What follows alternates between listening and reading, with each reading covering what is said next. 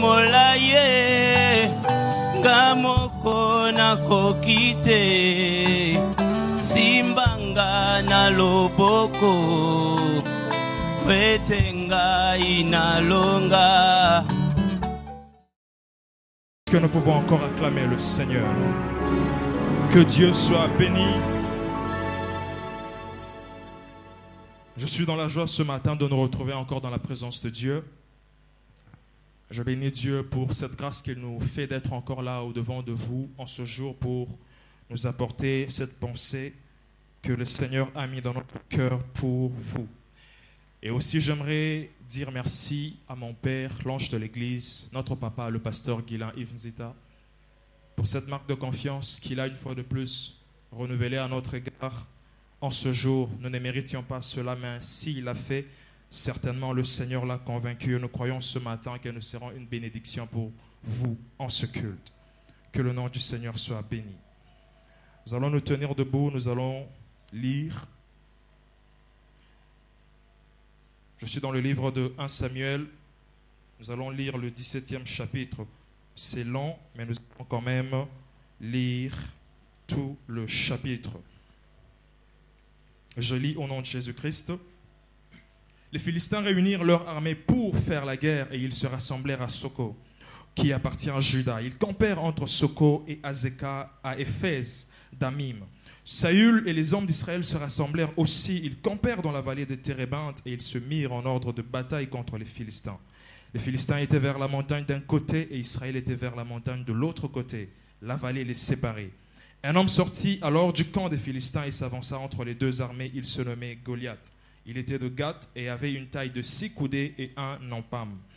Sur sa tête était un casque d'airain et il portait une cuirasse à écailles du poids de 5000 cycles d'airain. Il avait aux jambes une armure d'airain et un javelot d'airain entre les épaules. Le bois de sa lance était comme une ensouple de tisserand et la lance pesait 600 cycles de fer. Celui qui portait son bouclier marchait devant lui. Le Philistin s'arrêta et s'adressant aux troupes d'Israël, rangées en bataille, il leur cria: « Pourquoi sortez-vous pour vous ranger en bataille? Ne suis-je pas le Philistin et n'êtes-vous pas des esclaves de Saül? Choisissez un homme qui descende contre moi. S'il peut me battre et qu'il me tue, nous vous serons assujettis. Mais si je l'emporte sur lui et que je le tue, vous nous serez assujettis et vous nous servirez. » Le Philistin dit encore: « Je jette en ce jour un défi à l'armée d'Israël. Donnez-moi un homme et nous nous battrons ensemble. » Saül et tout Israël entendirent ces paroles du Philistin. Ils furent effrayés et saisis d'une grande crainte. Or, David était fils de cet Ephrathien de Bethléem, de Juda, nommé Isaïe, qui avait 8 fils et qui, du temps de Saül, était vieux, avancé en âge. Les 3 fils aînés d'Isaïe avaient suivi Saül à la guerre. Le premier-né de ces 3 fils qui étaient partis pour la guerre s'appelait Eliab, le second Abinadab et le troisième Shama. David était le plus jeune et lorsque les 3 aînés eurent suivi Saül, David s'en alla de chez Saül et revint à Bethléem pour faire paître les brebis de son père. Le Philistin s'avançait matin et soir et il se présenta pendant 40 jours. Isaïe dit à David, son fils: « Prends pour tes frères cet épha de grains rôtis et ces 10 pains et cours au camp vers tes frères. Porte aussi ces 10 fromages au chef de leurs milliers. Tu verras si tes frères se portent bien et m'en donneras des nouvelles. » Ils sont avec Saül et tous les hommes d'Israël dans la vallée des Térébinthe, faisant la guerre aux Philistins. David se leva de bon matin, il laissa les brebis à un gardien, prit sa charge et partit comme Isaïe le lui avait ordonné. Lorsqu'il arriva au camp, l'armée était en marche pour ranger en bataille et poussait des cris de guerre. Poussait des cris de guerre. Israël et les Philistins se formèrent en bataille, armée contre armée. David remit les objets qu'il portait entre les mains du gardien des bagages et courut vers les rangs de l'armée. Aussitôt arrivé, il demanda à ses frères comment ils se portaient. Tandis qu'il parlait avec eux, voici, le Philistin de Gath nommé Goliath s'avança entre les deux armées, hors des rangs des Philistins. Il se tint les mêmes discours que précédemment et David les entendit. À la vue de cet homme, tous ceux d'Israël s'enfuirent devant lui et furent saisis d'une grande crainte. Chacun disait: « Avez-vous vu s'avancer cet homme ?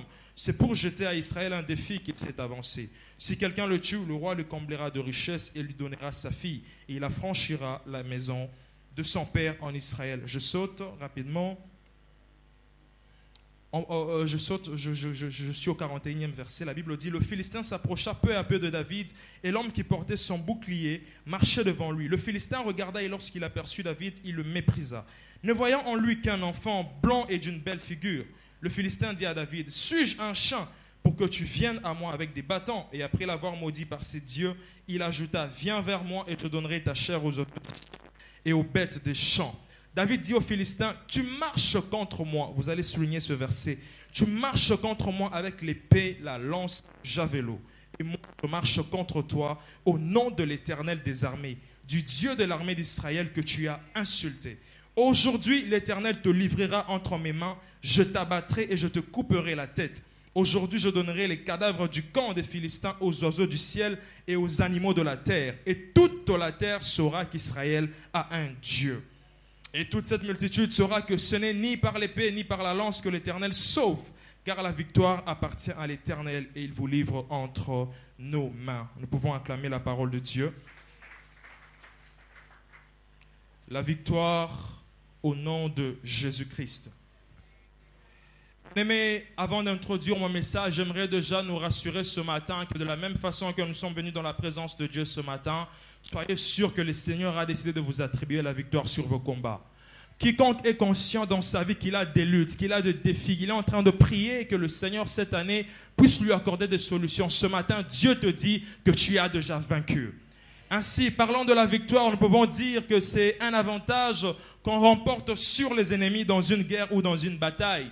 La victoire, c'est aussi le fait de gagner et elle est souvent considérée comme un succès, comme une réussite et comme un triomphe. Autrement dit, la victoire, c'est le contraire de la défaite. Lorsque vous placez deux personnes dans un combat, vous dites « battez-vous, nous allons voir qui est plus fort que l'autre ». Celui qui va dominer, celui qui va finir le combat debout, c'est celui-là qu'on va appeler vainqueur. Pourquoi? Parce qu'il est parvenu à anéantir son ennemi, son adversaire, et l'adversaire a connu une défaite. Et ainsi, on peut dire que la personne qui se tient debout jusqu'à la fin du combat, celui qui a vaincu, et celui qui est à terre, celui qui a perdu le combat. Ainsi, bien-aimés dans le Seigneur, à travers le texte que nous venons de lire, la Bible nous parle de David et d'un géant philistin qu'on nommait Goliath. Cet homme qui, pendant un long moment, a eu à tourmenter Israël, tourmenter le peuple de Dieu. L'homme qui se disait qu'il était le plus fort, qu'il était le plus puissant. L'homme qui pensait qu'il n'y a pas un homme qui peut le terrasser. L'homme qui se disait que j'ai toute la force et la puissance de la terre qu'aucun homme ne peut renverser. Alors la Bible dit qu'il se présenta un jour et il mit au défi Israël. Il demanda à ce qu'on lui envoie un homme qui est capable de pouvoir le combattre, qui peut le défier dans un combat. Alors que Saül a eu envoyé l'armée autant de fois, l'armée allait. Mais pour cette fois-là, on précise qu'il ne purent pas vaincre. Alors que David était avec les troupeaux de son père, il chercha à se renseigner, mais où est passé mes autres frères? Et on leur enseigna qu'ils étaient avec les autres membres du camp d'Israël pour aller combattre Goliath. Ainsi, il prit la décision d'aller. Bien-aimés dans le Seigneur, j'aimerais introduire ce message en nous disant une chose. Certaines victoires dont tu as besoin dans la présence de Dieu n'exigent pas ce qu'on t'envoie, mais tu dois décider toi-même d'aller. Parfois, Dieu, il veut à ce que tu aies, premièrement, l'attitude d'une personne qui a besoin de dominer, l'attitude d'une personne qui a besoin de vaincre. Et par là, Dieu peut te donner le courage et la force d'avancer. Si David était resté avec les troupeaux de son père, certainement, il n'aurait pas pu connaître cette victoire qu'il a connue. Mais il fallait qu'il se remette en lui-même, qu'il se rende compte et par la conviction du Saint-Esprit que cette montagne qui est devant ne peut être vaincue que dans le nom de Jésus-Christ. Et c'est ainsi qu'il alla, il défia ce Philistin Goliath. Goliath qui vit David, il était étonné, il dit mais comment est-ce qu'on m'envoie un jeune enfant comme ça? C'est ce qu'on vit souvent dans la vie. Tu es face à une situation qui est plus dure, plus grande que toi. Tu es dans un chômage, ça fait des années, tu dis mais Seigneur, est-ce que tu me connais? Tu dis, Seigneur, mais je t'ai donné ma vie à 5 ans, 8 ans passés. Je ne suis pas encore marié. Qu'est-ce qui ne va pas, Seigneur? Tu dis, Seigneur, regarde ma famille. Nous te craignons, nous te servons. Mais pourquoi cette situation ne change pas? Bien-aimé dans le Seigneur, arrête de te lamenter, arrête de murmurer. Crois d'abord que le Seigneur est avec toi. Lorsque Dieu lui-même est conscient qu'en toi, il y a cette attitude d'une personne qui compte sur lui, le Seigneur facilitera les choses dans ta vie. Ainsi, j'aimerais continuer. Lorsqu'on parle de la victoire au nom de Jésus-Christ, on parle du succès. On parle du gain ou du triomphe que nous obtenons dans tous les défis et combats que nous avons en tant qu'humains.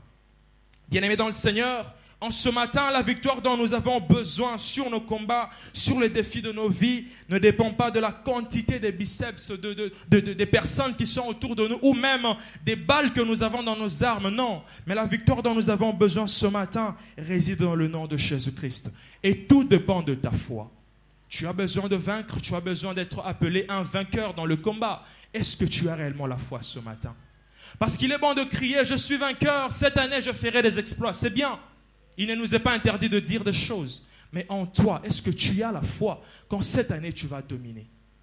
En toi, est-ce que tu crois réellement que ce projet-là que tu as pour cette année, tu parviendras réellement à l'accomplir? Est-ce qu'en toi, tu es convaincu que malgré le peu d'efforts que tu peux fournir, la grâce de Dieu peut t'accompagner à réussir?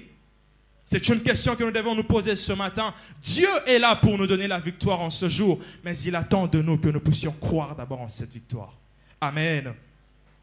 Et ainsi, bien-aimés dans le Seigneur, Jésus-Christ dont nous parlons ce matin n'est pas seulement le Christ dont nous avons lu, qui a ressuscité les morts, qui a guéri les malades, mais il est aussi le Christ qui ce matin peut te permettre de sortir de celui avec un témoignage. Le Christ que nous prêchons, le Christ que nous disons ce matin n'est pas celui qui seulement tu peux dire « Oh Dieu, tu es élevé au-dessus de tout », mais c'est aussi le Christ qui ce matin peut te dire « Mon fils, sois confiant, je suis avec toi ». Tu as perdu un proche, tu as souffert récemment, tu t'es dit, mais comment est-ce que cette succession d'événements douloureux ne fait que revenir à chaque fois? Dieu te dit ce matin, crois en moi. Sois déterminé, bien-aimé dans le Seigneur, qu'en étant enfant de Dieu, certes tu peux passer par des événements difficiles, mais tant que tu as Dieu en toi, rien ne peut s'opposer à ta volonté pour ta vie. Christ est réel et il est réellement disposé à nous accorder la victoire. Bien-aimé, la victoire dans le nom de Jésus-Christ n'est pas un slogan, mais c'est une vérité. Si quelqu'un te dit, oui, tu es dans un programme de prière, depuis que tu disais que je suis victorieux, on ne voit pas la victoire. Dis-lui, le Seigneur qui m'a créé connaît réellement les projets, les plans qu'il a établis sur ma vie. Tôt ou tard, Dieu accomplira cela. Bien-aimé, nous sommes encore au début de l'année. Ce début de l'année représente une sémence que tu as entre tes mains et que tu dois planter sous terre. On dit toujours que lorsqu'on va planter une sémence, parfois, nous sommes là en train nous disons, mais Seigneur, regarde, c'est tout ce que j'avais. Je sème, je plante cette graine sous terre, mais je ne sais pas quand est-ce que ça va produire de résultats et de fruits. La sémence que tu as ce matin, c'est ta prière que tu vas adresser à Dieu. Tu lui dis, Seigneur, mais regarde tout ce que j'ai, je te l'ai donné. Regarde ma vie, ma jeunesse, je t'ai tout confié. Mais comment est-ce que jusque-là, je ne vois rien? Dieu te dit, sème d'abord. Même si la tristesse vient te dire, écoute, Dieu ne va rien faire dans ta vie maintenant, bien-aimé dans le Seigneur, n'endurcis pas ton cœur à la voix du Saint-Esprit. Laisse Dieu te convaincre que réellement la victoire deviendra une réalité dans ta vie.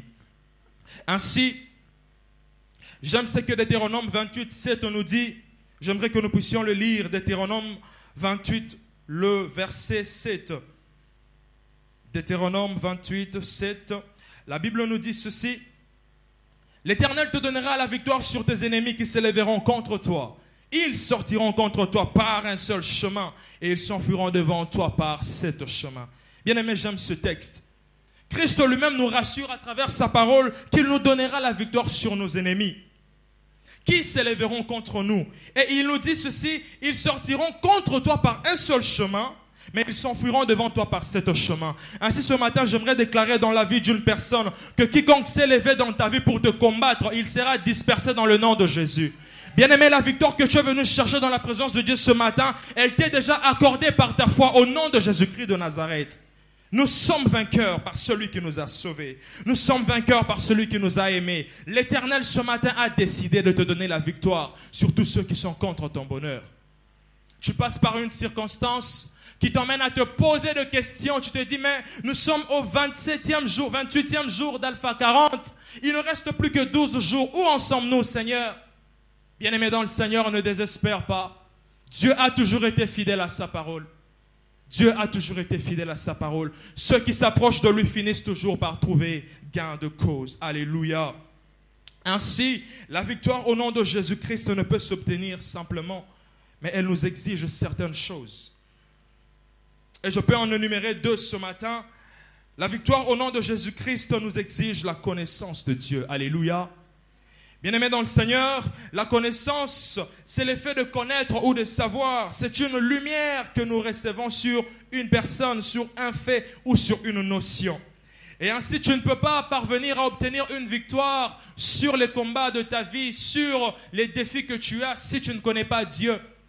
Il est bien de dire, oui Seigneur, je déclare que je suis victorieux. C'est une très bonne chose. Dieu n'est pas contre les paroles que tu prononces dans sa présence. Mais es-tu sûr réellement que tu connais Dieu? Daniel nous dit dans le 11e chapitre, le verset 32, « Ceux du peuple qui connaîtront leur Dieu agiront avec fermeté. » Bien-aimé dans le Seigneur, la connaissance que tu as de ton Dieu te permettra d'agir avec fermeté. La connaissance que tu as de Dieu te permettra d'agir avec confiance, avec détermination. Face à un défi, à une difficulté, tu ne vas pas d'abord dire « je n'ai pas les possibilités de me défendre face à cela ». Mais quand tu connais ton Dieu, tu diras « je me présente et Dieu fera le reste ».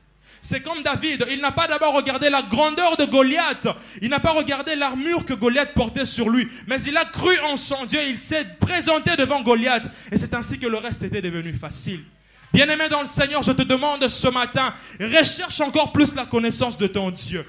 Christ a servi le Seigneur et il a vaincu, il a dominé. Pourquoi? Parce qu'il connaissait Dieu. Connais-tu ton Dieu, le Dieu que tu pries en ces lieux tous les jours dans ce programme de prière? Est-ce que s'il se prononce maintenant sur ta vie, il dira réellement que tu le connais? Il est bien de le servir, il est bien de le prier, il est bien de jeûner. Oui, c'est bien. Mais est-ce que pendant ce temps de prière, tu peux présenter un bilan positif aux gens et dire que je suis entré dans ce programme et j'y suis encore, mais je sens que ma connaissance de Dieu a évolué? C'est très important, bien-aimé dans le Seigneur, de servir Dieu, pas par nous et pas par ignorance, mais par la connaissance de Dieu. Alléluia. Ainsi, la connaissance nous exempte des fléaux, mais elle nous donne de l'assurance dans nos combats. David a vaincu parce qu'il avait l'assurance. David a vaincu parce qu'il connaissait son Dieu. David, il se tint devant Goliath, pas parce qu'il recherchait un intérêt quelconque. Ce n'était pas aussi par ignorance, mais c'est parce qu'il savait que devant les défis de nos vies, toute montagne ne peut être aplanie que par le nom de Jésus. Bien-aimé, je me dis, si certainement l'armée d'Israël venait à chaque fois face à certaines autres armées pour combattre, ils comptaient sur leur force, se disaient, nous sommes suffisamment préparés, entraînés, équipés pour combattre. Ils venaient comme ça, ils obtenaient des victoires par leur force. Mais face à cette montagne, face à Goliath, Israël n'a pas pu. Pourquoi ? Parce qu'ils ont d'abord ignoré Dieu, ils ont priorisé leurs propres capacités. Bien-aimé, ce matin, j'aimerais te dire, face aux défis, face aux montagnes, ne présente pas tes capacités, présente le nom de Jésus. Face à toutes difficultés auxquelles tu es confronté, ne présente pas ta connaissance, présente d'abord le nom de Jésus. Le nom de Jésus est capable de fléchir toute maladie. Le nom de Jésus est capable de fléchir toute difficulté. Le nom de Jésus-Christ est capable de réduire la mer en un caniveau pour te permettre de sauter. Bien-aimé, il y a des gens qui ont témoigné la main de Dieu dans leur vie. Pourquoi? Parce qu'ils ont su qu'avec Dieu, je dois d'abord prioriser Dieu avant, placer Dieu avant mes défis et lui fera le reste. Nous connaissons autant de personnes qui aujourd'hui Dieu les a élevées. Pourquoi? Parce qu'ils ont su dès le départ que Dieu avait une place prioritaire dans leur vie. Par la connaissance de Dieu, tu accompliras des exploits. Par la connaissance de Dieu, tes projets seront réellement réalisés. Par la connaissance de Dieu, tu deviendras un exemple pour plusieurs. Pourquoi? Parce que tu as appris dès les bas âges et dès le début à compter sur Dieu. Ce matin, le Seigneur aimerait à ce que nous puissions davantage compter sur lui. Que nous puissions dans ce programme de prière où nous nous privons de certains repas que nous aimons, où nous nous privons de certaines choses que nous aimons. Dieu veut que nous puissions profiter de ce temps afin de le connaître. Bien-aimés, à chaque fois que Dieu initie un programme de prière, jeûne et prière, c'est parce qu'il a réellement besoin que nous puissions approfondir notre relation avec lui. Et dans ce programme d'Alpha 40, Dieu attend que nous puissions entrer en profondeur, que nous le connaissions, que nous l'aimions, que nous apprenions qu'est-ce qu'il exige et qu'est-ce qu'il attend de nous. Dieu, par sa parole, il sait réellement ramener les hommes qui, par leur ignorance, ne comprenaient pas qu'ils devaient servir Dieu. Il y a des hommes qui, ils étaient là dans le service, mais ils pensaient réellement servir Dieu alors qu'en réalité, ils ne servaient pas Dieu. Ils pouvaient être là, ils prient, ils confessent la victoire dans le nom de Jésus, mais ils remarquent qu'il y a des choses qui, à chaque fois, se répètent, mais qui ne sont pas en conformité avec ce que Dieu attend de lui. Mais Dieu, lorsqu'il décide de pouvoir te ramener sur le droit chemin, il ne regarde pas tout ce que tu as fait hier comme mal, mais il vient d'abord pour te présenter son amour. Et ce matin, Dieu nous présente réellement son amour. Il nous dit, venez à moi, je vous aime. Vous avez besoin de vaincre, vous avez besoin de la victoire. Venez, présentez-vous à moi ce matin. La victoire au nom de Jésus-Christ est possible. Et j'aimerais que tu puisses croire en cela ce matin, car Dieu va réellement nous accorder cette victoire. Bien-aimés, deuxièmement, la victoire au nom de Jésus-Christ nous exige à ce que nous soyons revêtus de notre armure. Nous allons lire Ephésiens 6 du 14e au 17e verset. Ephésiens 6, 14 à 17. La Bible dit ceci. Tenez donc ferme, ayez à vos rangs la vérité pour ceinture, revêtez la cuirasse de la justice. Mettez pour chaussure à vos pieds le zèle que donne l'évangile. Prenez par-dessus tout cela le bouclier de la foi, avec lequel vous pourrez éteindre tous les traits enflammés du malin. Prenez aussi le casque du salut et l'épée de l'esprit, qui est la parole de Dieu. La Bible continue dans le 18e verset. Faites en tout temps par l'esprit toutes sortes de prières et de supplications.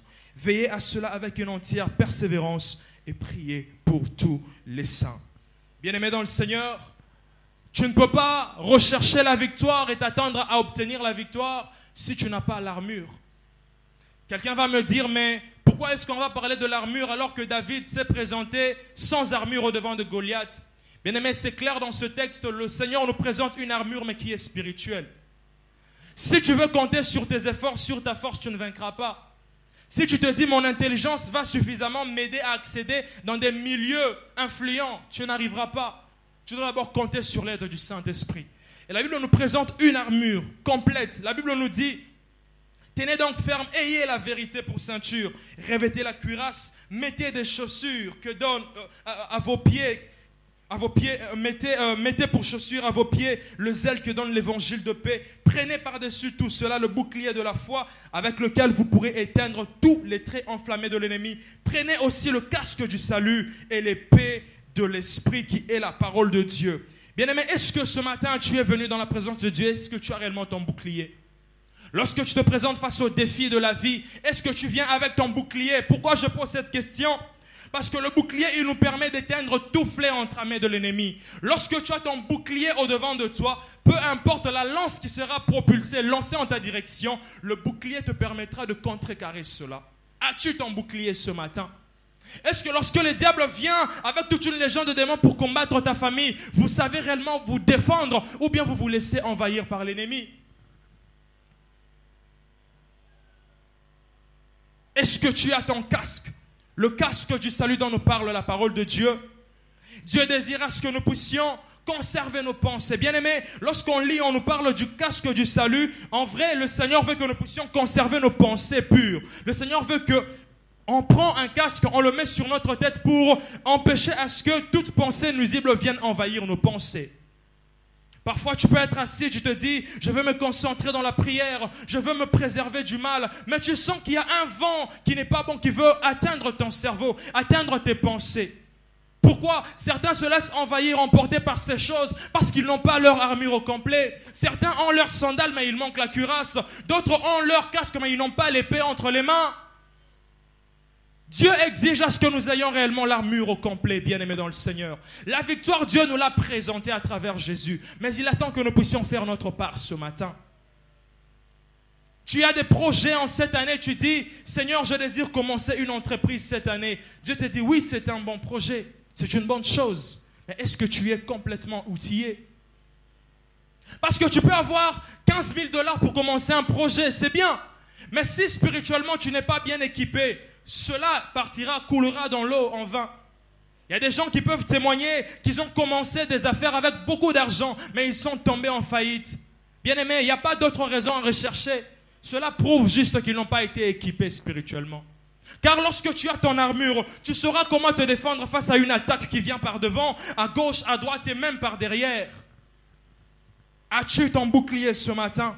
As-tu ton casque ce matin? Est-ce que tu as la cuirasse? La cuirasse, c'est la pureté de ton cœur. La cuirasse, c'est la pureté de ta motivation. Qu'est-ce qui te motive quand tu veux faire quelque chose?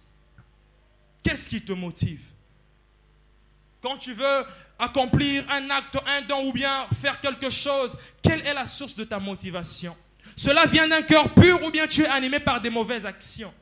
Dieu veut que nous puissions réellement revoir notre marche, que nous puissions réellement voir comment est-ce que nous faisons les choses avec lui. Tu veux obtenir la victoire, c'est une bonne chose, mais veille à ce que tu aies ton armure, aie ton esprit, aie les sandales, aie la ceinture sur toi. Et le Seigneur te donnera la victoire dont tu as besoin.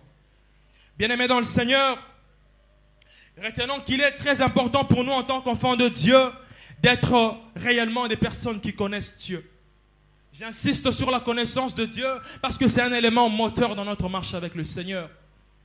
On ne doit pas seulement venir là dans la présence de Dieu, on se contente de chanter, on se contente de faire des choses et puis on passe. Non, mais est-ce que nous venons et nous sortons avec Dieu ou nous venons tels que nous sommes et nous sortons tels que nous étions entrés?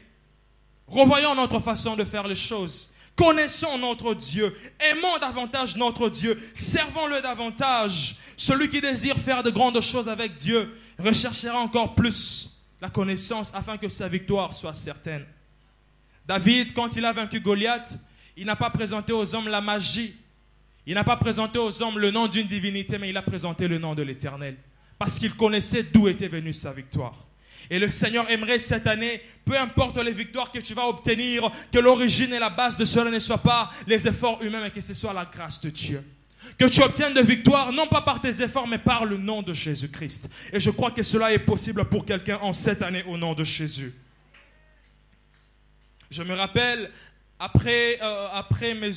une année avant que je puisse finir mes humanités, à l'époque, j'avais une confusion par rapport au choix de la faculté que je devais faire à l'université. Je me disais, mais par rapport à mes capacités, je dois normalement faire la littéraire.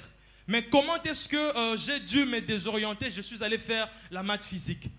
Je me disais, mais je ne me retrouve pas dans certaines branches. Pourtant, j'avais suffisamment de temps pour faire un bon choix, m'orienter dans la littéraire. Mais malgré ça, je luttais, je me disais, je vais travailler, Dieu m'accordera ce diplôme et après, on saura quoi faire après. Et Dieu fait grâce, j'obtiens le diplôme et pendant le temps où il fallait décider quelle université allait m'inscrire, j'avais une confusion. Je me disais, mais que faire? Quel choix? Quelle faculté emprunter? Quelle voie suivre? Je ne savais pas quoi faire. Et puis, je me dis, bon, on n'a pas de choix. Au lieu que le temps passe, je vais d'abord m'inscrire en informatique de gestion. Imaginez, quelqu'un qui s'est dit faire la littéraire, va d'abord en maths physique et puis après, il va aller faire l'informatique de gestion. Confusion totale. Je m'inscris, je fais ce qu'il fallait faire. L'année académique débute. Mais bien aimé dans le Seigneur, je n'avais fait que 3 jours à cette université-là. Parce que déjà, vous devez savoir une chose. Lorsque tu as un milieu où Dieu ne t'attend pas, tu sentiras une atmosphère qui te tourmente. Parfois, il y a des gens, tu te dis que le Seigneur m'appelle à être en Ngaba. Et pourtant, Dieu t'a dit, va vivre là-bas à Limité. Et c'est ainsi que tu vas te retrouver en Ngaba, mais tu sens que ton cœur n'est pas là-bas. Pourquoi? Tu n'as pas consulté Dieu avant de décider sur le déménagement. Il y a des gens, voilà l'exemple même de Jonas. Il décide d'aller ailleurs alors que Dieu l'attendait à un autre endroit. Et ainsi, la décision de Dieu s'était imposée sur lui. Il a passé un bon séjour dans le ventre du poisson. Il y a des gens qui, lorsque tu décides de faire des choses par toi-même, Dieu te fera passer par un temps de crise pour que tu apprennes à le consulter avant de décider. Et je commence... 3 jours après, je sentais que ça ne va pas. Moi qui dans mon église, je servais Dieu, mais dans les 3 jours seulement, je me retrouvais dans un groupe de gars qui fumaient, des jeunes garçons qui parlaient n'importe quoi. Je me demandais, mais comment ça arrive? Je quitte ma maison, je prie, mais j'arrive à l'université, je suis entouré par de mauvaises personnes. Je rentrais parfois, je marchais en route, je disais, mais qu'est-ce qui ne va pas? Qu'est-ce qui ne va pas? Comment j'oriente ma vie?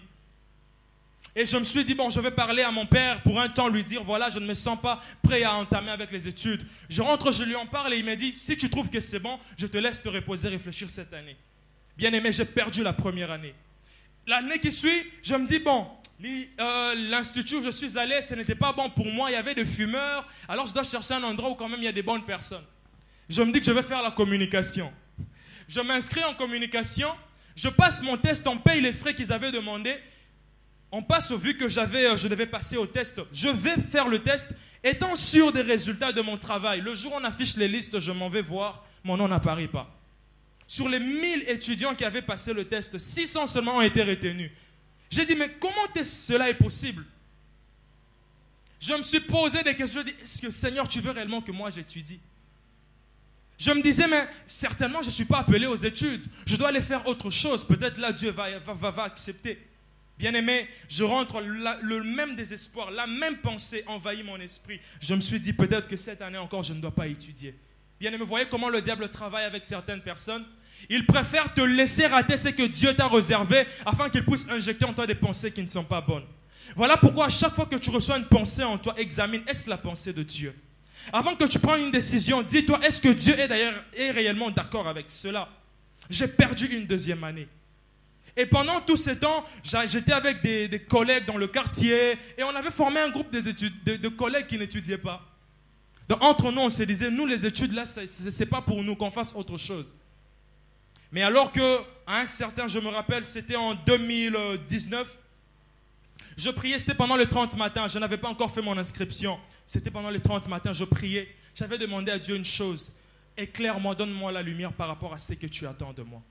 Bizarrement, je n'avais jamais de désir pour faire les sciences administratives et politiques. Mais bizarrement, Dieu m'oriente vers cela.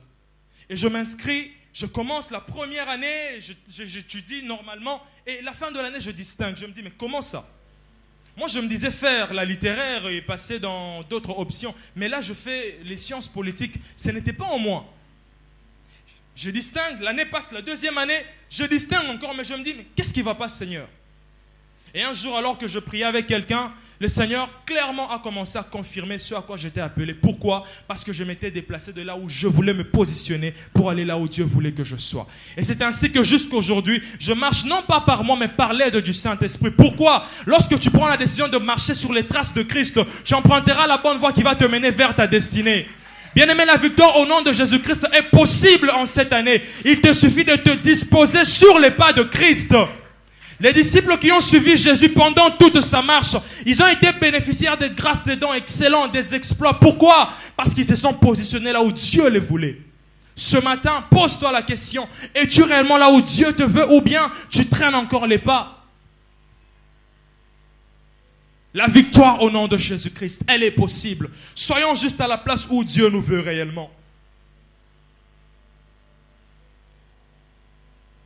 Ainsi, dans le livre de Paul, de Galates, excusez-moi, Galates 1, 11 à 12, on peut le lire s'il vous plaît. Galates 1, 11 à 12, la Bible dit ceci.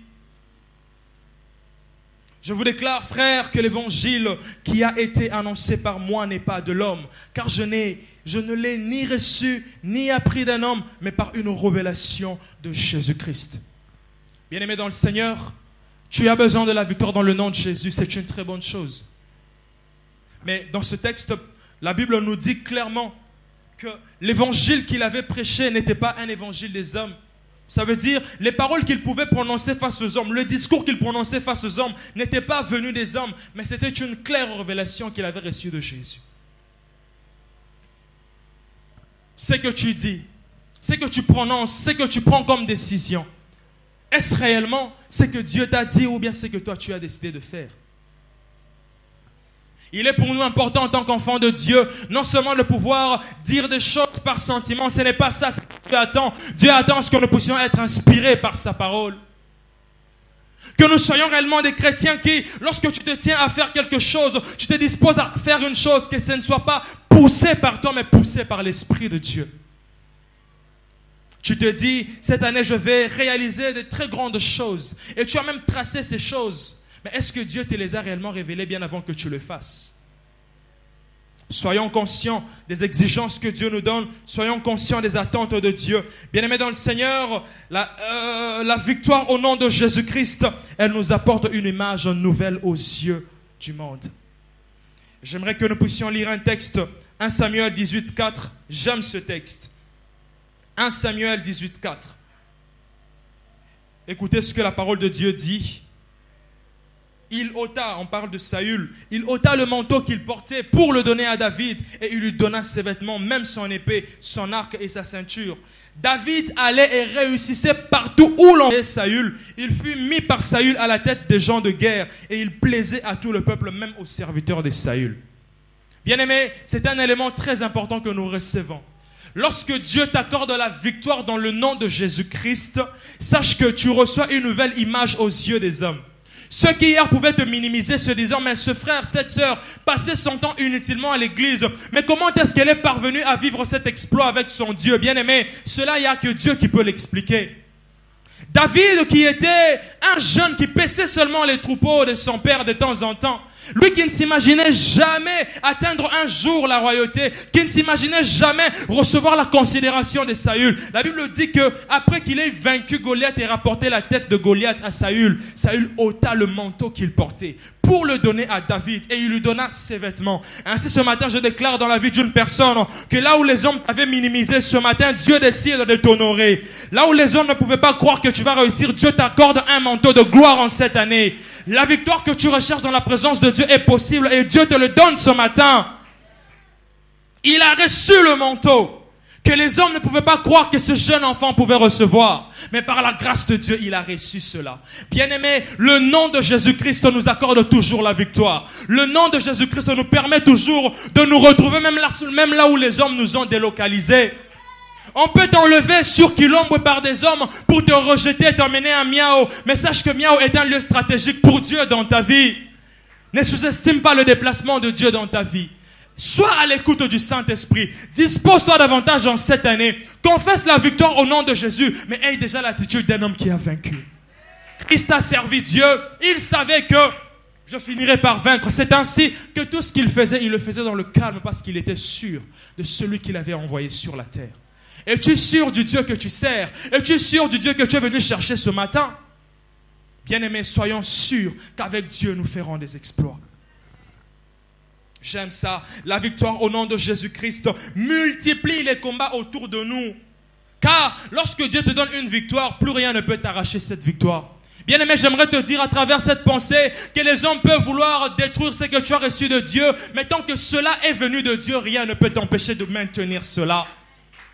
David, il a reçu la victoire. Mais ce qui est pire, le même Saül qui l'avait honoré, qui lui avait donné le manteau, il a commencé à... Il était irrité contre David. Écoutez ce que la Bible dit. Les femmes qui chantaient se répandaient les unes aux autres et disaient, Saül a frappé 7000 et David c'est 10 000. Saül fut très irrité et cela lui déplut. Il dit, on en donne 10 000 à David et c'est à moi que l'on donne les 1000. Il ne lui manque plus que la royauté. Donc, Saül, il voit qu'un jeune a été victorieux. Les hommes, le peuple que lui, Saül, dirigeait, commençaient à vénérer David, à bénir Dieu pour la victoire de David. Et cela a créé en lui une haine. Il fut irrité. Il s'est dit, non, mais comment on attribue à ce jeune garçon une victoire? Parce que moi, j'ai eu à faire moins et lui en a fait plus. Il était irrité en lui. Bien-aimé, lorsque Dieu t'accordera la victoire, ne sois pas surpris qu'il y ait une multiplication des ennemis contre toi. Et c'est ainsi que même lorsqu'ils viennent contre toi, il vient seul, il vient une fois et que tu le disperses, il revient avec toute une légion. Pourquoi? Parce qu'il sait que la force que tu as reçue en ce moment-là est beaucoup plus supérieure que celle avec laquelle tu avais au début. Ainsi, j'aimerais dire à quelqu'un ce matin, tu es entré dans ce programme avec ta faiblesse, mais le Seigneur t'accorde sa force. Tu es entré avec un désespoir, mais Dieu te donne de l'espoir. Tu es entré abattu en toi, mais Dieu te donne de l'assurance au nom de Jésus. Bien-aimés, nous sommes appelés à vaincre et à dominer cette année. Tout thème que le Seigneur nous inspire en début de l'année marque réellement la vie que nous vivrons cette année. Ainsi, pour cette année, Dieu a décidé que nous soyons des vainqueurs au nom de Jésus.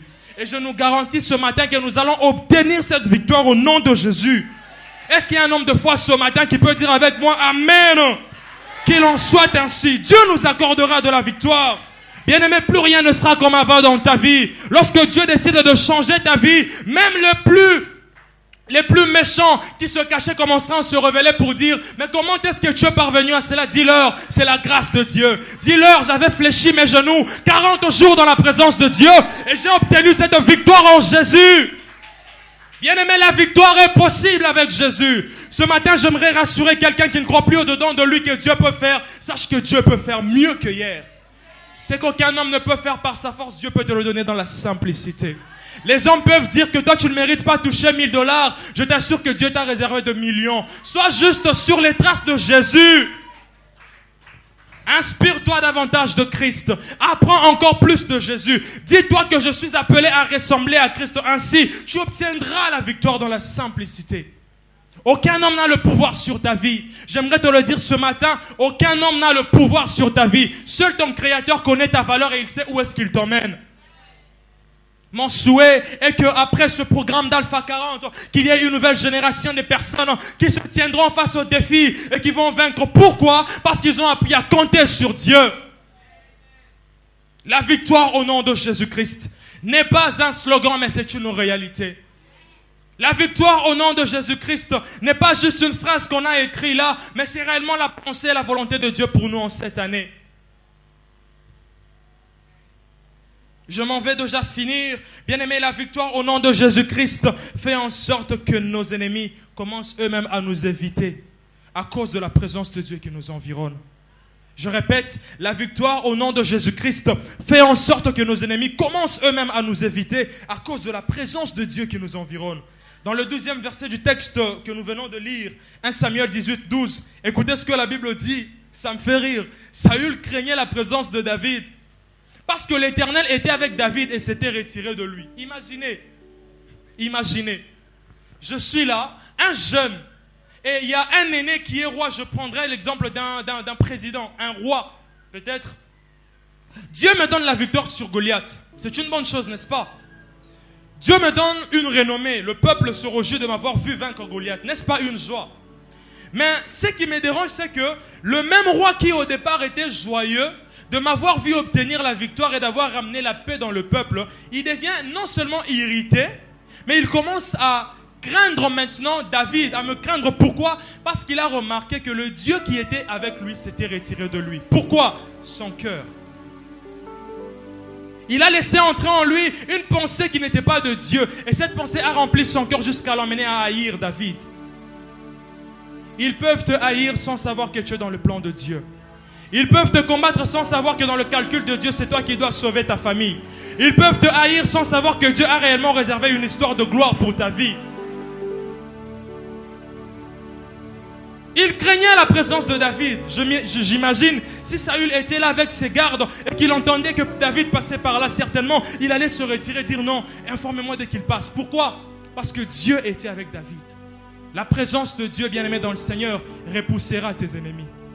La présence de Dieu, bien-aimé, ce matin, j'aimerais te dire et te garantir que la présence de Dieu emmènera ceux qui t'ont critiqué hier à rester là où ils étaient et ne plus s'approcher de toi.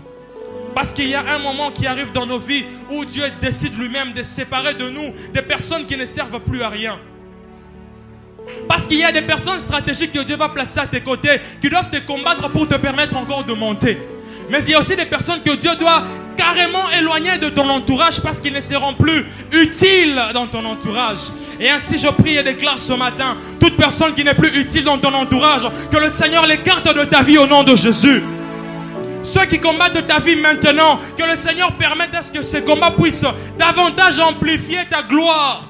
Bien-aimé, la victoire au nom de Jésus est possible ce matin. Il te suffit juste de connaître ton Dieu. Il te suffit juste de marcher sur les traces de Christ. Et je te garantis, peu importe ce qu'ils vont faire contre ta vie, tant que tu appartiens à Dieu, ils ne parviendront à ne rien faire. Parce que la trace et la marque de Dieu est sur toi. Dieu a posé sur toi le sceau ayant le nom de Jésus-Christ. Ainsi, lorsque l'ennemi vient devant toi, il vient pendant ton sommeil pour nuire à ta vie. Il voit le nom de Jésus qui est placé sur ta vie. Lorsque le diable vient la nuit pour tourmenter ton cœur, le Seigneur te défend, il se présente. Pourquoi? Lorsque tu reçois Jésus dans ta vie, tu deviens une nouvelle créature. Les choses anciennes sont passées et voici toutes choses sont devenues nouvelles. Pourquoi? Parce que Mupembango molaye ngamoko nakokite simbanga na loboko kwetenga inalonga